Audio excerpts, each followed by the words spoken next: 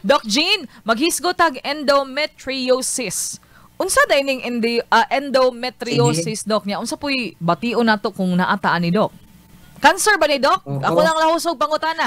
Cancer ba ni Doc or unsa ba ni siya? Sa matag sakit nga dunat ang ato amang yun at the end of the day ang ato ang concern is cancerous ba ni mo ginay kadlukan nato no kanunay dili ni siya cancer cell no pero usa ni siya ka disease nga kana bitawng sakit nga sa kababainhan nga very common pero underreported kita mga Pilipino kanang ni ang kung maantos antuson kung matago taguon no so ug wala pay grabe kaayo nga gibati dili magita mo gawas no kay naadi ang isa ka concern diha sometimes ato ang mga pasyente ang ekonomiya no so pitos man so conserve lang og resources usa dugang diha sa akong tubag sa ang sakit nga endometriosis cell nani sa ato ang matres no kaning endometriosis abnormal nga lokasyon kanang ato ang manggong taguangkan ang atong matres duna na siya lining no ang purpose ni ana diha magturok ang bata kung halimbawa ang buntis maburusta no so sa kada bulan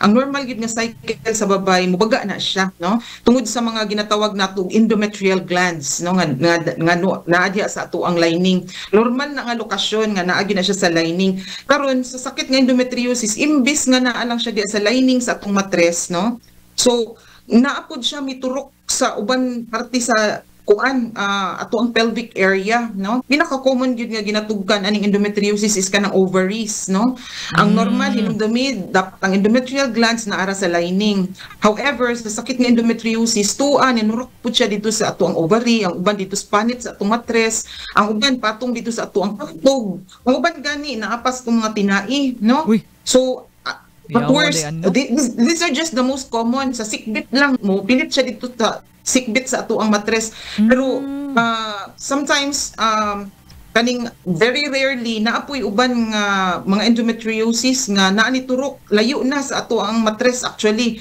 Ang uban na as pusod, ang uban na sa ilong, ang uban na as lungs. No, nga every time magregla ang babae, magregla po itong tua, no? So abnormal, di ba? So imagine nimo, di ba? Ang kasakit, no? So through time during sa reproductive age sa babae, so every time kada bulan gini magregla po itong tua mga abnormal nga lokasyon. So mag-cause ni siya inflammation cell, no? Mag-inflame sila, no?